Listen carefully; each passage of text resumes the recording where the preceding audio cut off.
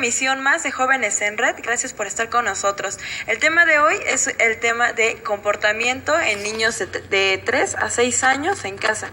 Y bueno, hoy tenemos un invitado muy especial.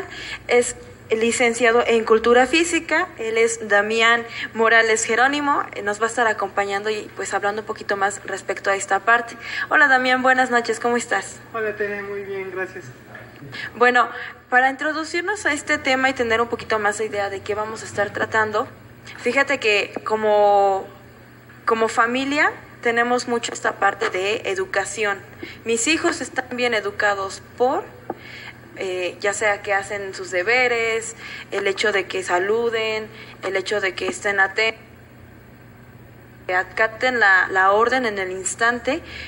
Pero nunca nos hemos preguntado, ¿realmente es esto una buena educación? ¿Cómo sé que mi hijo o hija están bien educados? Ok, bueno, aquí, ¿cómo podemos saber si están bien educados? Bueno, pues primeramente nos tenemos que dar cuenta en la manera de cómo es su actuar, ¿no? Cómo es su actuar ante la sociedad, cómo es su actuar dentro de casa y fuera de casa. Tenemos que ver esta parte de que es muy importante, la parte del respeto, ¿no? Si mi hijo es la parte del respeto y también que sea congruente en las cosas que hace, ¿no? Es decir, que si en casa él respeta a mamá y a papá y a sus hermanos, sale de casa y empieza a insultar o insulta a niños, pega, pues obviamente no es congruente. Entonces es de alguna manera como que observar los comportamientos que tiene el niño, ¿no? Entonces, si yo veo que mi hijo es muy está muy bien educado en casa, tiene que ser lo mismo allá afuera. O sea, ese mismo respeto que tienen en casa tiene que ser igual ante la sociedad y ante todas las personas con las que socializa, o sea, con que ya sean bebés, niños, adolescentes, adultos, ya personas de la tercera edad. O sea, lo que voy es que ese respeto tiene que parejo. De entrada, la parte de respeto, la parte de coherencia en cuanto a acto, discurso, tiene que estar al nivel. Bien, entonces, ¿cómo puedo yo educar a mi hijo? Porque, nuevamente, empezamos con esta parte de que influye mucho en casa, en los hogares, el cómo se educa, cómo no se debe de educar. Tenemos todavía como sociedad que un niño bien educado, pues cuando se berrinche le das una nalgada, lo castigas, le dices a ella que eso está mal, pero se lo dices con gritos. Y entonces esa parte de, bueno, es que así me educaron a mí. Pero ¿cómo es realmente que se tiene que educar a un niño o una niña? Ok, bueno, eso es más bien todo lo que menciona y todo lo que también me estás comentando. Es muy importante atenderlo. Hace rato vi una frase que escribí hace tiempo que decía que ser papás es un trabajo de tiempo completo. Claro. Son las 24 horas del día y los 365 días del año. Entonces eso quiere decir que, bueno, si nosotros tenemos que atender todo ese tiempo a los hijos, también quiere decir que ellos nos están observando todo ese tiempo. Entonces, ellos, de cierta manera, hay que brindarles, como primer punto, es la confianza. La confianza es muy importante ante los niños. ¿Cómo le podemos brindar esa confianza? Pues dándoles el ejemplo, ¿no? Como papás. Me haces la pregunta de cómo educar a los niños. Pues la primera parte es el ejemplo. La otra parte es se puede decir como entre límites y consecuencias. ¿Sí? Tenemos que saber muy bien hasta dónde tenemos que limitar a los niños, ¿no? Sin llegar a esta parte como de no llegar a la sobreprotección. Y las consecuencias, bueno, serían como entra esa parte de rebeldía, ¿no? Quiero pensar que cuando son más grandes, cuando llega esta parte de la pubertad, entra esta parte de, bueno, ya basta, me explicaste mucho tiempo, me dijiste, no está bien esto, no está bien aquello, y entra la rebeldía. Bueno, no sé, lo he visto en muchos casos, que en casa pues no las dejaban salir, no podían hacer otras actividades, entonces entra ese chance de hacer otra cosa distinta y entra la rebeldía. O les das todo, quiere algo y es lo más fácil, ¿no? Lo que se ve más hoy en día, de está llorando el niño, quiere un yogur, pues voy y se lo compro para que se calle. Sí, a lo que vas es que, bueno, hay esta parte del saber, bueno, del saber decirle que no, ¿no? Y en qué momento. Si le vas a decir que un no a ese niño, dile del por qué, ¿no? Porque hay muchas veces que los papás, que no, bueno, yo creo que lo has escuchado, cuando dicen esta parte de, el niño le pregunta, pero ¿por qué no? Pues porque yo así lo digo, ¿no? Porque yo soy tu papá, soy tu mamá y me respetas. Ajá, exactamente, entonces no solamente le dices eso y no le explicas más. En cambio, si le dices que no y le explicas del por qué no, pues es más como que más entendible para él. Hace tiempo asistí a una capacitación laboral. El capacitador dijo que cuando tú le digas un no a tu hijo, al mismo tiempo regálale un sí. Es decir, por ejemplo, si mencionaba este ejemplo, ¿no? No juegues con el agua caliente, te vas a quemar, ¿no? Y lo regañe y no sé, tal vez un manazo, no sé. Sin en cambio, regálale un sí. Mira, ok, no puedes jugar el agua caliente, pero mira, aquí hay un recipiente con agua fría, puedes jugar con esto, ¿no?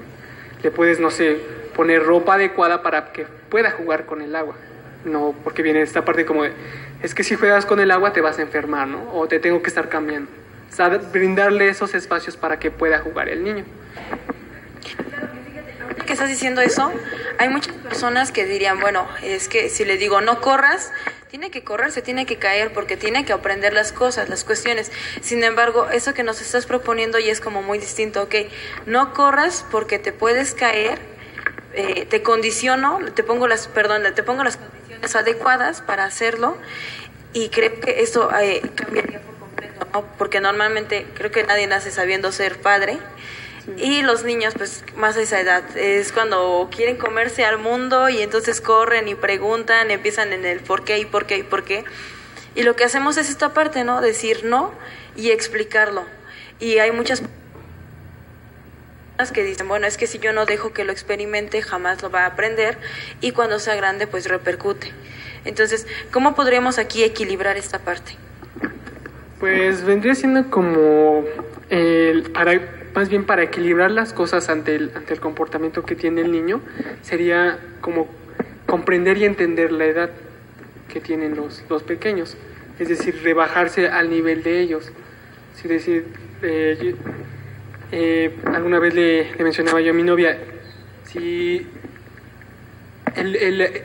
tú ves que está actuando de cierta manera el pequeño, tienes que ser de alguna manera paciente, entender el por qué haces ciertas cosas, ¿no? Porque precisamente le estás diciendo, son niños, tienen demasiada curiosidad, que tienen ganas de experimentar con todas las cosas que están a su alrededor.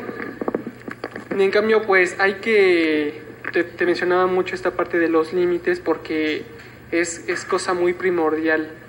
Si vemos que el niño se está como queriendo volver al revés los papeles, el niño quiere manipular a los padres, es inmediatamente identificar eso, porque es donde los niños empiezan a darse cuenta de que si yo hago ciertas actitudes o ciertos comportamientos, mi mamá o papá me va como a consentir, ¿no? Va a hacer lo que yo quiero.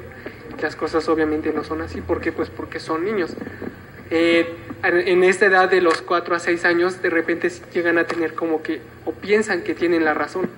Entonces como que no se pierde esta parte como del no respetan o... Es que están en una época como psicológicamente se tomaría como egoísta, ¿no? No existe nadie más allá que yo. El mundo gira alrededor de mí, inclusive lo podemos notar cuando llegan a preguntar ¿por qué la luna me sigue o por qué el sol me sigue?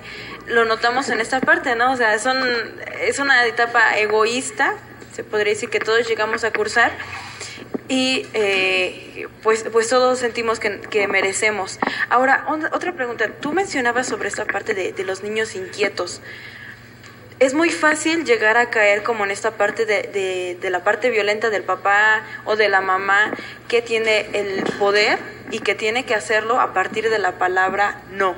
o está prohibido o a partir de jalones. Pero ¿qué es lo que yo puedo hacer si en casa tengo una persona inquieta? Sí, bueno, aquí es muy importante el saber que, bueno, de entrada no es bueno que hacer, bueno, más bien como padres, el no llegar a gritar ni a violentar a los hijos. Si vemos que si vemos que el niño está inquieto, está desordenado, no llegar a ese grado, ¿no? de empezar a violentar. A esta edad los niños tienen demasiada energía, ¿no? Claro. Entonces, a veces como papás dicen, no, pues es que mi hijo no sé qué le pasa, no sé qué tiene, es muy inquieto, es desobediente, o sea, es el peor, ¿no? A veces para los padres, ¿no? Y no, realmente no es eso. Incluso hasta llegan a pensar que son hiperactivos. Entonces, realmente no es que suceda eso, sino que a veces como padres no les damos las actividades adecuadas para que puedan, digamos, sacar esa energía. En estimulación temprana eso se le llama como para que puedan sacar esa energía, los niños se llama como canalización de energía. Es decir, que el niño debe de tener ciertas actividades en donde pueda desplegar toda esa energía. Yo de alguna manera vi en una investigación que, bueno, si vemos que mi hijo es muy inquieto, pues entonces voy a ponerle a su alrededor ciertas actividades para que él pueda desahogarse, ¿no? Pueda sacar esa parte como de la inquietud, ¿no? Por las cosas. Entonces, pues la semana tiene 7 días. Entonces, no precisamente que esas actividades sean toda la semana, sino por lo menos, no sé, 4 veces o 3 veces a la semana. Es decir, en la investigación mencionaba, por ejemplo, un día realizar con el niño actividades externas. ¿A qué me refiero que sean actividades externas? A que sean fuera de casa. Salir a caminar. Exactamente, salir a caminar, salir a correr, esta parte de los juegos de los parques, salir a pasear al perro, que salga a correr, a conocer el mundo exterior. Claro, porque los niños se estresan, o sea, es un lugar muy pequeño para ellos, porque son unos torbellinos, y creo que es perjudicial para ambos, tanto como para mamá como para el niño, porque bueno, obviamente tú nos decías, ¿no? O quieren jugar todo lo palpan, y creo que muchos en casa debieron de haber pensado en un instante que dijiste, les pones las cosas en el suelo y juegan, y creo que de mucho tiempo estar encerrado también en donde de quietos pasan a ser como esta parte de brinchudos. Se la pasan todo el tiempo llorando, se la pasan todo el tiempo, incluso empiezan a usar el vocabulario de una persona adulta, es decir, a decir groserías sin tener como que en conciencia esta parte de lo que están realmente diciendo.